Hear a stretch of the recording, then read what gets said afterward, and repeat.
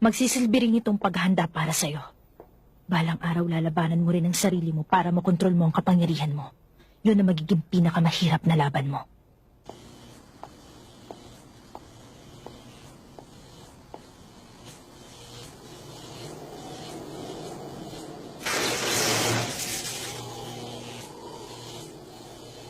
Soichiro, Ah?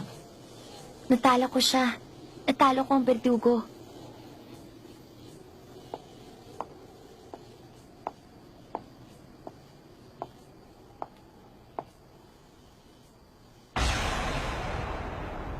Okay lang. Hindi ko siya tinapos. Sana. Verdugo nga siya pero mahina naman siya. Halos hindi na siya gumagalaw nung lumalaban kami. Nabasa ko lahat ng atake niya. Pero, hindi ko akalain na napakasaya palang lumaban. Napakasarap pala kapag pinahirapan mo ang kalaban mo.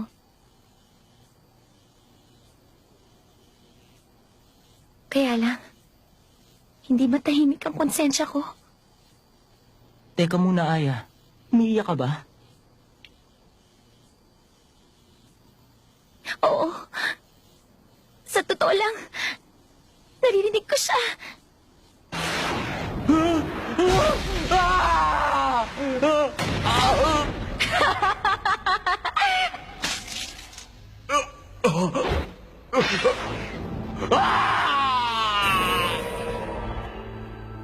Yun ang totoo. Narinig kong sigaw niya. Parang awa mo na. Parang awa mo na. Paulit-ulit. Pero hindi ko pa rin siya tinigilan. Basta hindi ako tumigil sa ka-atake sa kanya. Hindi. Tinuloy ko pa rin kahit nananalo na ako sa laban. Basta, hindi ko siya tinigilan. Parang nagtatalo yung parte ko na kontrolado ko at yung parte na kontrolado ng Ryugan. Ang kaso, yung parte ng kontrolado ng Ryugan ang nangingibabaw at sinunod ng katawan ko. Parang tinukso ako ng kasamaan. Sundin mo ako. Sundin mo ako at mapapasayo ang mundo. Apak-apakan mo ang kalaban mo na para siyang isang ipis. Tapusin mo siya. Tapusin mo siya. Pagkatapos nun,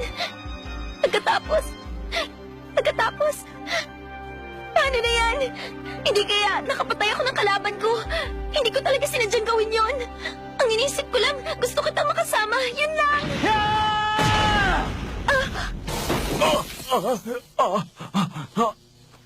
Ayan, buhay pa.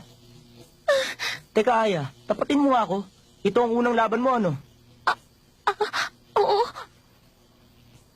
Sige, Aya. Bibigyan kita ng advice. Kasi marami na akong nakalaban ng mga tao eh. Basta habang lumalaban ka, importante na wala ka ibang iniisip, kundi manalo. Yun lang dapat ang iniisip mo. Pag di ko ginawa yon, matatalo ako. Hindi nung kalaban, kundi ng sarili ko. Tandaan mo kapag natakot ka, talo ka na. Kahit matalo mo pa ang kalaban mo. Ang natakot, ang talo.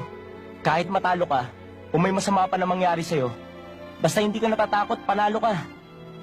Sa totoong laban, yan lang ang mahalaga.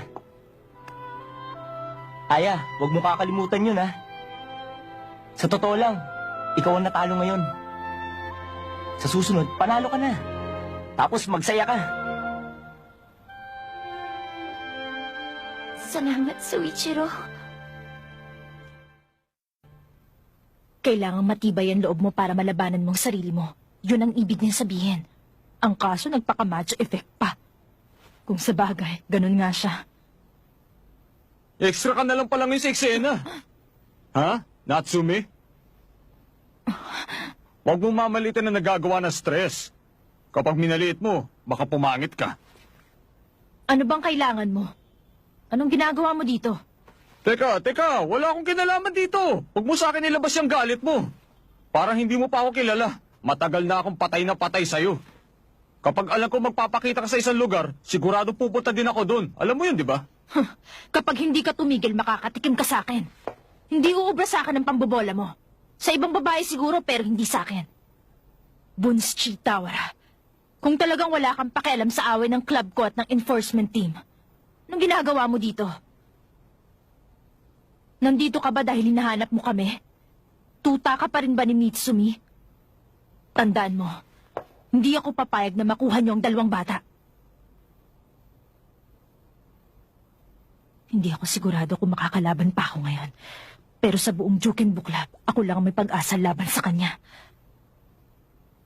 Teka, time out muna.